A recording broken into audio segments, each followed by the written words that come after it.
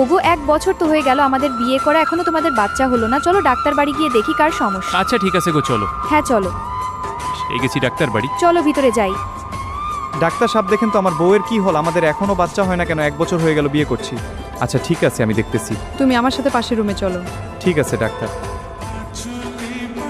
তোমার স্বামী কি তোমার সাথে পারে না?